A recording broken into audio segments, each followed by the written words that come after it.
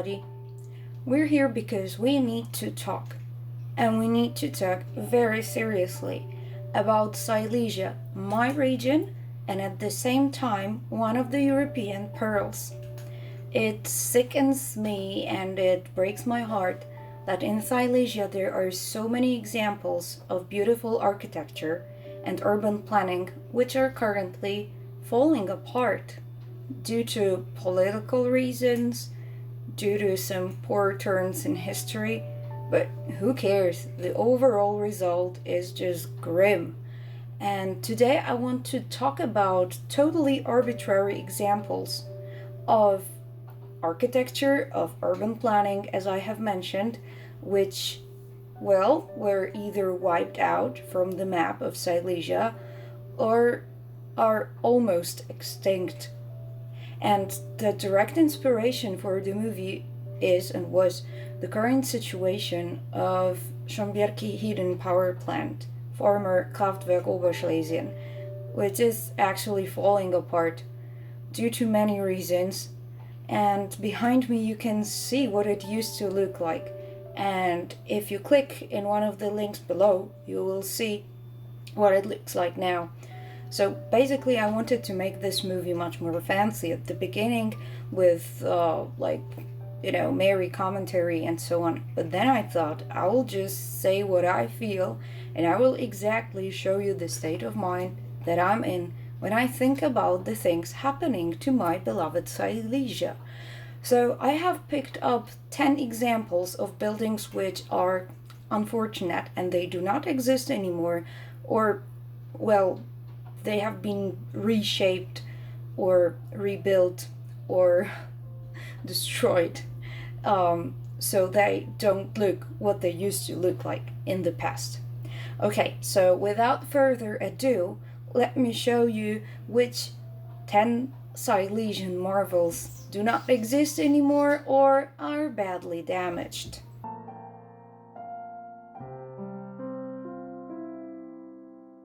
No wonder that my first pick is Schloss Neudek, or in Polish, the palace in Świerklaniec.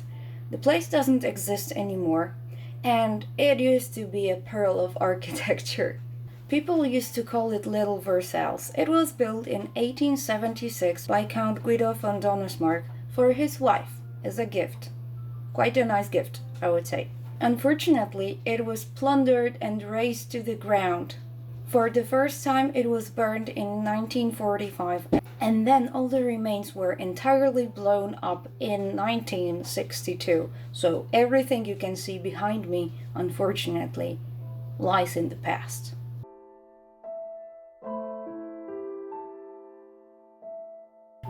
Now the place which you can see behind me, I think that if you have ever been to Bytom, or as it was called back in the German days, Boyton, you will recognize this facility. In Polish it's known as Krystyna Shaft Winding Tower, and the original name in German was Kaiser Wilhelm Schacht.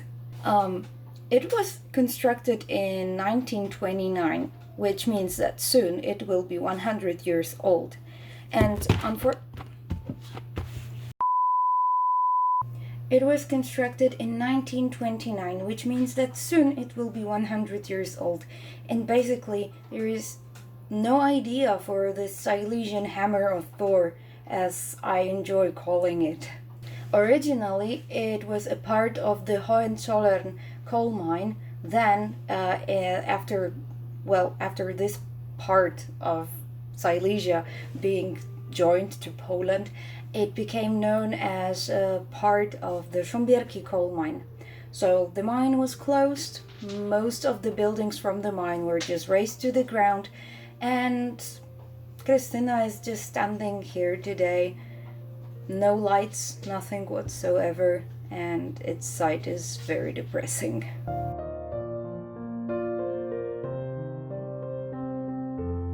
The next place which I'm going to show you also used to be situated in Bytom, former Boyton, but it doesn't exist anymore completely, and it's a carbide factory. So carbide is quite a useful chemical, and it was produced in that magnificent plant. Well, you can see that today really nothing is left out of it. It was constructed in the 20th of the 20th century, and actually its demolition started, as far as I remember, actually back in the 80s. So there used to be this huge chimney, 120 meters tall, and it used to be the tallest one here in the area, the tallest brick chimney back in the days. But today literally only the underground has remained, and it's of course in a tragic condition. So what can I say? It could have been a tourist attraction, I guess.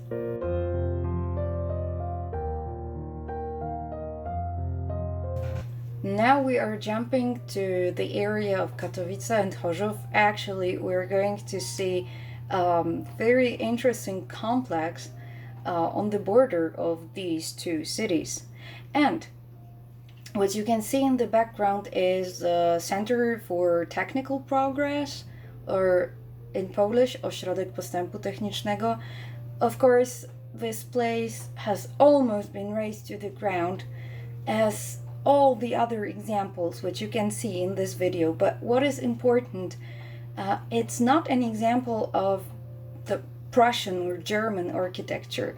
What you can see in the background is an example of brutalist / space age architecture, and it was one of the most modern places in the area when it was constructed. And my mom recalled being taken there as part of school trips because these halls that you can see in the background, they used to be like a scientific center, exhibition center. So there were workshops organized there and exhibitions, and well, the whole place was launched in 1961, and its activity ended around the early 90s, as far as I can tell. And today only one exhibition hall is left, because it was entered into the register of monuments, like I would say, at the very last moment. And it's in a tragic condition. It's falling apart, basically. There is moss growing inside of it.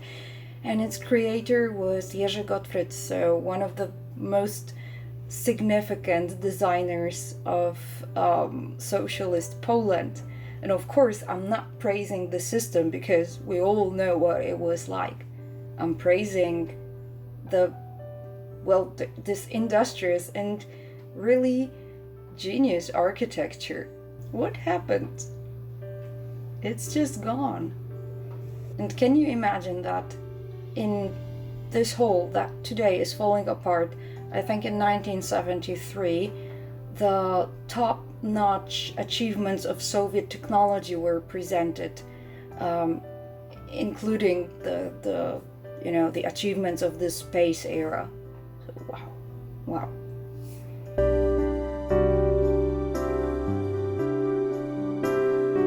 Now we are jumping to Lower Silesia, to the palace in Boszków. The original name of the place is Eckersdorf, and what you can see behind me is an absolute pearl of the von Magnus family. This place is fairly well maintained because it used to have a caretaker who unfortunately passed away a few months back. The place also has an owner, but it seems that there is no idea what to do with it, and it's huge, and many of the pictures that you can see behind me are contemporary pictures. So the palace itself was constructed in the 16th century, and in the days of the Polish People's Republic there was a school there, and it was really well maintained. The problem appeared later during the capitalist times, and basically it's so huge. I know that the costs of full renovation and giving it a new function would be huge, but on the other hand, it's really worth it. It's a pearl. It's magnificent. Artists come there to shot videos, and some TV series have been filmed here, and movies. So Like, let's not leave it, please, let's save it.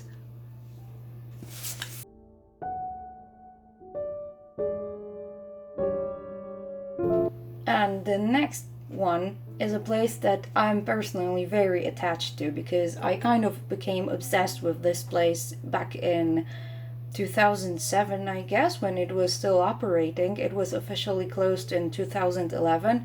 Yeah, it's a locomotive depot in Katowice.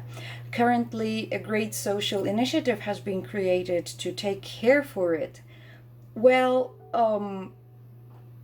there are such wonderful people out there who care for places, and the locomotive depot in Katowice is so lucky to have such people around. But of course, there are so many legal obstacles to pass, and technical, legal, oh my gosh. But anyway, well, behind me you can see a facility from the year 1900.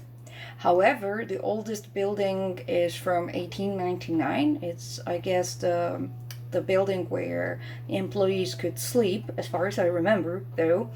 So the majority of the infrastructure is from the year 1900, and there are some original inscriptions on the rails inside of the halls.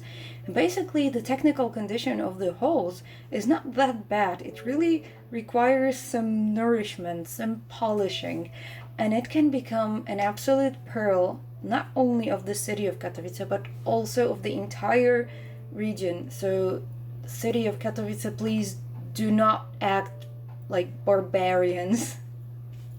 Please save your heritage. I mean, I have a problem with Katowice because it's a city where I was born, but they have this tendency to become so super modern and chase, this is my impression, cities like Warsaw, for example, and there is so much potential in your history, so why waste it?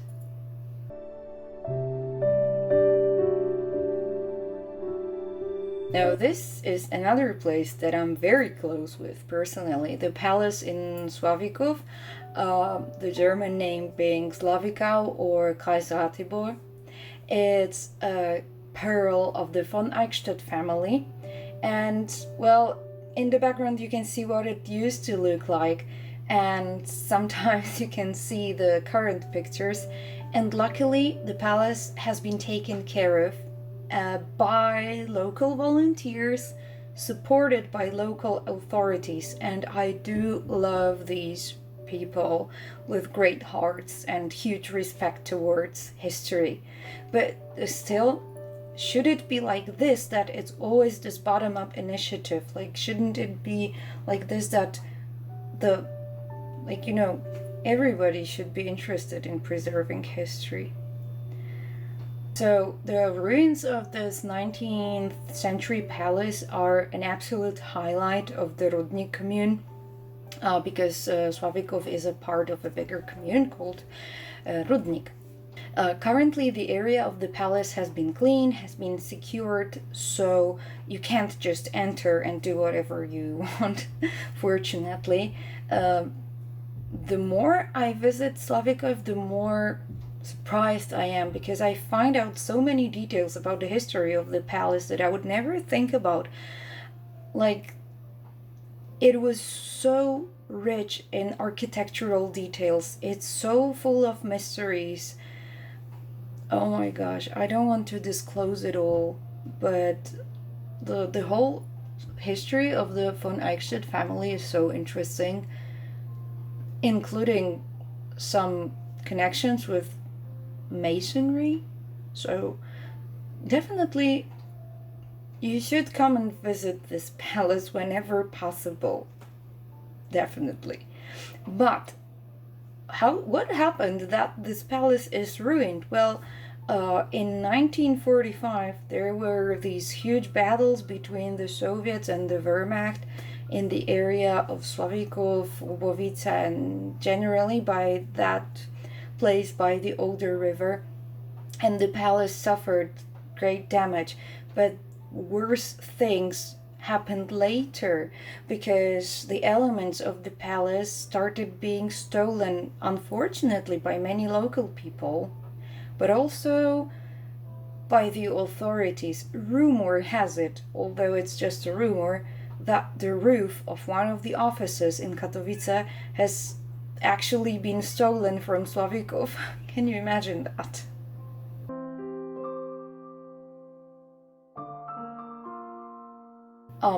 Now we're going to speak about a place which exists and doesn't exist at the same time, so the market hall in Katowice, for some time, because, well, Katowice, Upper Silesia in general, was being put from one hands into other, especially during the period of the Second World War and the interwar period.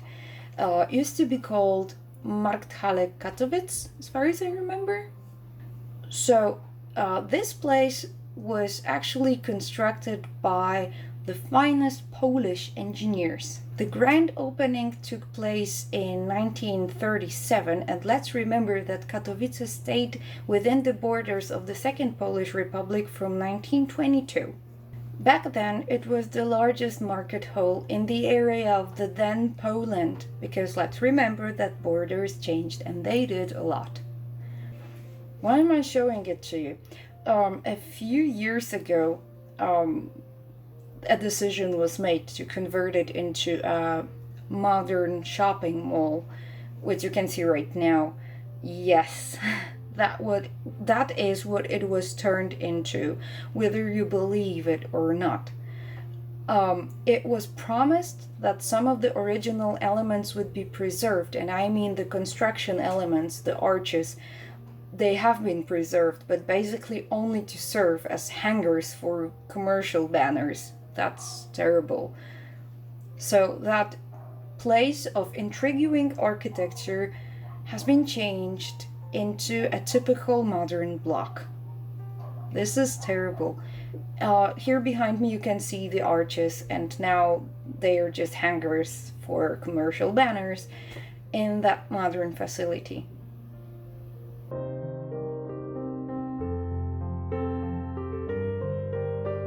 Now we're going to talk about a facility that shaped the history of the entire city of Königshütte, so today's Chorzów. The Royal Ironworks were launched in 1802. The huge facility basically influenced the fate of the entire area, giving employment to many locals, also drawing people from other places, and creating the glory of the area of Königshütte. And if you are into urban exploration, pay attention whenever you visit some old mines or railway facilities. Take a look at the inscriptions. How many items still carry the name of Königshütte?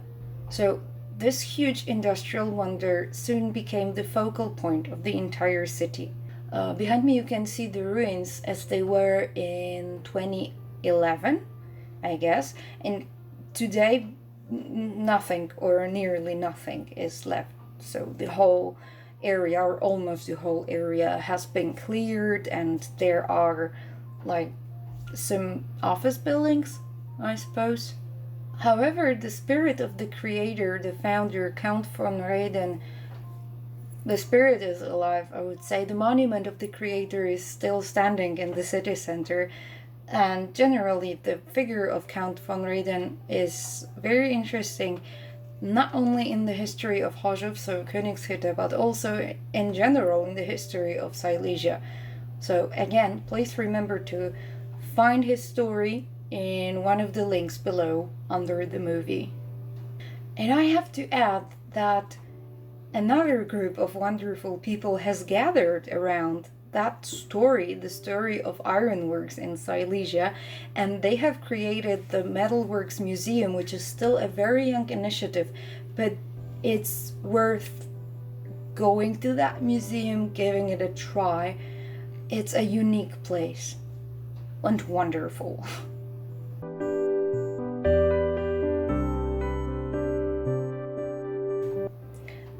What you can see behind me today is a ruin, and it used to be a factory of margarine in Ruda Śląska.